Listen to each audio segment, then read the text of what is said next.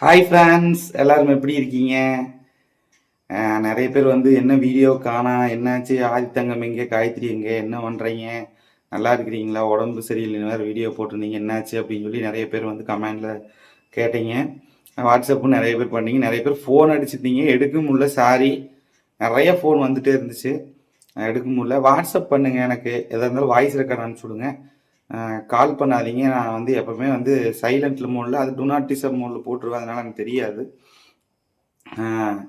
Okay, இப்போ என்னென்னா பார்த்தீங்கன்னா பாருங்க, இப்போ தான் வந்து போய் வெள்ளரவை வாங்கிட்டு எண்ணெய், தக்காளி, இஞ்சி, பூண்டு, இந்த இஞ்சி, பச்சை மிளகா இதெல்லாம் வாங்கிட்டு வந்திருக்கேன். காயத்ரிக்கு வந்து இன்றைக்கி தான் சொல்லியிருக்கிறேன், என்ன வரைய என்ன பண்ணுற அப்படின்னு சொல்லி வாய்ஸ் ரெக்கார்ட் போட்டிருக்கிறேன். அவளும் வந்துட்டு நம்ம மெசேஜ் பண்ணலைனாலும் சங்கடப்படுறா. காலையிலேருந்து நான் 2 நாளாக மெசேஜ் பேசவே இல்லை சரியா.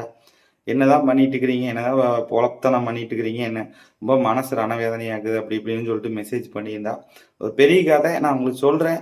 நாளைக்கு என்ன மேட்ருன்னு இப்போ நீங்கள் நான் வந்து மெசேஜ் பண்ணிக்கிற வரைய என்ன பண்ணுறேன், என்ன பண்ணலாம் அப்படின்னு சொல்லி ஐடியாவில் இருக்கிறேன் அப்படின்னு சொல்லி மெசேஜ் பண்ணிக்கிறேன். இன்னும் ரிப்ளை வரலிங்க. சரி, டைம் ஆயிடுச்சு, அதுக்குள்ள ஒரு சின்ன வீடியோ போடல. ஏன்னா நிறைய பேர் கேட்டே இருந்தீங்க, என்னாச்சு வீடியோ காணன்ட்டு, என்ன பிரச்சனை அப்படின்னு சொல்லிட்டு ரிப்ளை பண்ணல. வராளா என்னன்னு தெரியல. நான் உங்களுக்கு எல்லாம் கேட்டுட்டு நாளைக்கு இத்தனை நாளாக என்ன நடந்துச்சு, எதனால் வீடியோ நான் போடல அப்படிங்கிறத உங்களுக்கு நாளைக்கு தெளிவாக ஒரு வீடியோ போடுறேன். ஓகே ஃப்ரெண்ட்ஸ், இன்றைக்கி எங்கள் வீட்டில் வெள்ளரவை செய்கிறேன் நான். நீங்கள் என்ன செஞ்சு சாப்பிட்டீங்க அப்படின்னு சொல்லி கமெண்டில் சொல்லுங்கள். ஒரு சின்ன வீடியோ. எல்லாத்துக்கும் குட் நைட். அடுத்த வீடியோவில் பார்க்கலாம். பாய்.